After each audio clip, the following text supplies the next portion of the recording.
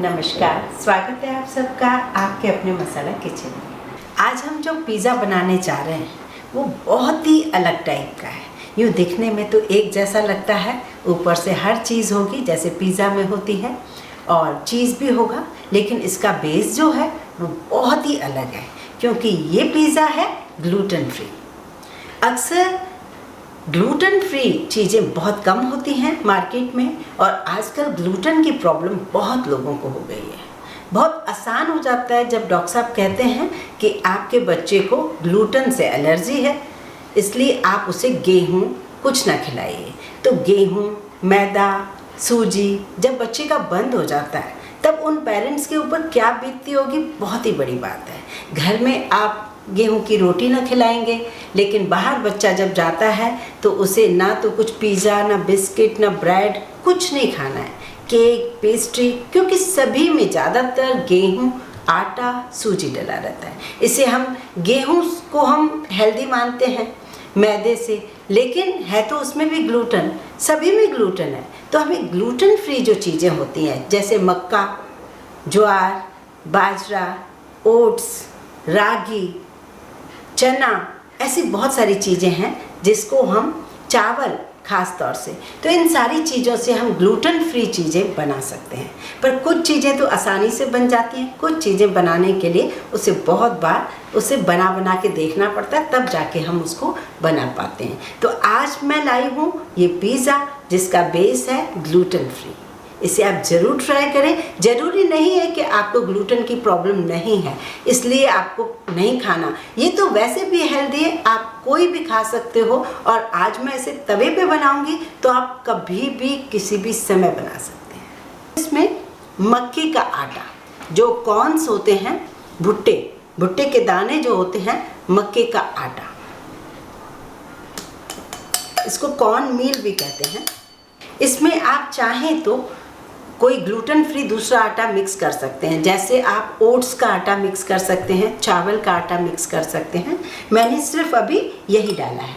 इसमें मैं डाल रही हूँ 2 टेबल स्पून दही, 1 टीस्पून डाल रही हूँ मैं चीनी, ½ टीस्पून नमक, ½ टीस्पून मैं डाल रही हूँ इसमें baking powder, 1/4 teaspoon baking soda.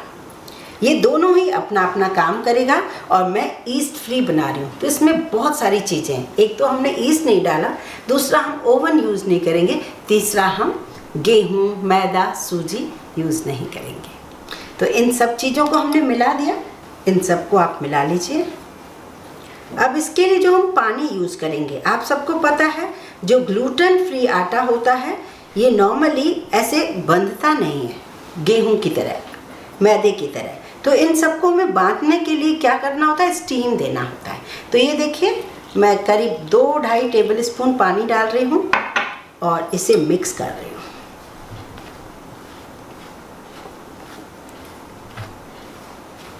अभी वापस थोड़ा सा पानी डाल रही हूँ। ये उबलता हुआ पानी है बिल्कुल, जिससे हाथ से हम मिक्स नहीं कर पा रहे। अब मुझे लग रहा है इसमें ज़रूरत नहीं लगेगी, ज़रूरत होगी तो बाद में। अब इसको स्टीम लग जाए, मैं थोड़ी देर इसको ढक के रख दूँ। ये आप घर में ही बना सकते हो, ये आपको मार्केट में नहीं मिलते ऐसे बेस। 5 मिनट हो चुके हैं, हम इसे चेक करते हैं।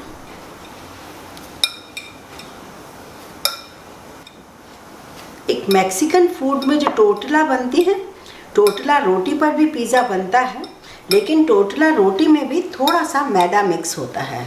तो ये टोटल ही आपका, ये टोटला रोटी भी नहीं है, ये टोटल मक्के का आटा है जिसे हम गूंथ रहे हैं। थोड़ा सा और पानी डाल देते हैं, ये पानी काफ़ी अच्छे से लेता है मक्का।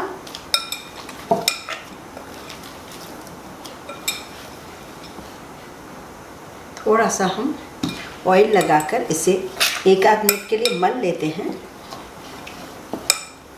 ये देखिए इस आटे को हमने बना लिया है। अब इसे हम ढक के करीब आधे से पौना घंटे के लिए रख देते हैं, इसको रस देने के लिए। फिर हम बनाएंगे इसका पिज़्ज़ा। हाँ, तो इस पिज़्ज़ा को बनाने से पहले हम एक थोड़ा गार्लिक बटर बना लेते हैं। इससे टेस्ट और ज़्यादा इन्हेंस होगा। अगर आप ये खाते हैं लहसुन, तो इसे बटर में थोड़ा सा डाल दीजिए। ग्रेट किया हुआ लहसुन है और थोड़ा सा ऑयल है। ऑलिव ऑयल भी ले सकते हैं, रिफाइंड ऑयल भी ले सकते हैं। इसे थोड़ा पका लेते हैं। बहुत ही बढ़िया इसमें खुशबू सी आ रही है, क्योंकि लहसुन को हमने अच्छा गोल्डन कलर कर दिया। अब इसमें मैं थोड़ा सा ऑरिगेनो, चिली फ्लेक्स, काली मिर्च पाउडर और नमक ये डाल दिया। अब ये बहुत ही फ्लेवरफुल है बटर। अब हम इसको पिज़्ज़ा के लिए यूज़ करेंगे। अब हमारे पास जो ये है, हमने जो ये डो बना लिया,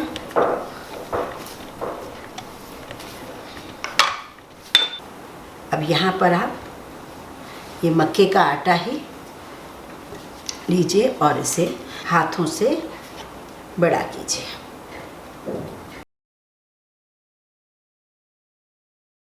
नॉर्मल जब हम पिज़्ज़ा का बेस बनाते हैं तभी भी हम थोड़ा सा मक्के का आटा यूज़ करते हैं। उसकी वजह क्या है, इससे क्रिस्पी होता है।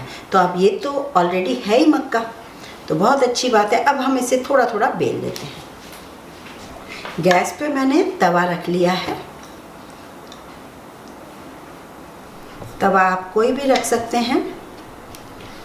मैंने ऐसे हार्ड एनालाइज्ड का लिया है, लोहे का भी ले लीजिए। बहुत ज़्यादा मोटा नहीं चाहिए, बहुत ज़्यादा पतला भी नहीं, ये ठीक है। गैस की फ्लेम अभी मीडियम है। थोड़ा सा हमने यही बटर डाल दिया। अब इसे धीरे से हमें उठाना है और इस रोटी को ऐसे डालना है। अब इसके ऊपर मुझे प्रिक करना है। अगर मैं वहाँ पर प्रिक करती नीचे तो ये टूट भी सकता था, क्योंकि ये मक्के की रोटी है। तो मैं इसको यहाँ पर प्रिक कर रही हूँ। मैंने इसको हर तरफ से प्रिक कर लिया है। इसे मैं ऐसे ढक देती हूँ। किसी भी बर्तन से ढक दीजिए और फ्लेम मीडियम कर दीजिए। ये देखिए, नॉर्मल रोटी नहीं है, मैदा आटा नहीं है, तो इसे हम बहुत ही केयरफुली इस तरीके से पलटेंगे। अब इसको देखिए कितना बढ़िया ये क्रिस्पी बना है। ये क्रिस्पी आपको बहुत ही बढ़िया लगेगा जब ये पिज़्ज़ा बन के तैयार हो जाएगा। अब इस तरफ से भी पहले पकने दीजिए इसे। अब हम गैस को बंद कर देते हैं थोड़ी देर के लिए। इसे पूरा सेट कर लेते हैं। रोटी के ऊपर काफ़ी क्वांटिटी में अच्छे से ये बटर और ये गार्लिक, क्रिस्पी जो है ना गार्लिक, ये लगा लेते हैं। क्योंकि हमने इस आटे में पहले भी बिल्कुल बटर ऑयल नहीं डाला था, तो इस बेस के अंदर थोड़ा सा बटर तो बहुत ज़रूरी है। ऐसा करने से अगर आपके पास टॉपिंग नहीं है, नॉर्मल आप टमेटो केचप भी लगा दोगे तो भी बहुत ही फ्लेवरफुल बनेगा। ये देखिए, अब हम डालेंगे इसके ऊपर थोड़ी सी पिज़्ज़ा की टॉपिंग। मेरे पास टमाटर की चटनी बनी हुई पड़ी थी, थोड़े दिन पहले ही मैंने वीडियो डाला है। सब तरफ से हमने लगा दिया। अब हम इसके ऊपर डालेंगे चीज़। याद रहे, चीज़ आपको पिज़्ज़ा के लिए जो मोज़रेला चीज़ आता है वही लगाना है। अब इसमें आपको जो मिल जाए, शिमला मिर्च, ये रेड शिमला मिर्च है, ये ग्रीन शिमला मिर्च, ये मैंने अनियन को भी इस तरीके से काट दिया है और उसे ऐसे निकाल दिया है। चौकोर पीस करके उसे खोल सकते हैं। कुछ कॉर्न्स हैं मेरे पास बॉयल, वो मैंने डाल दिए हैं। पनीर के पीस अगर आपके पास हैं तो आप डाल दीजिए।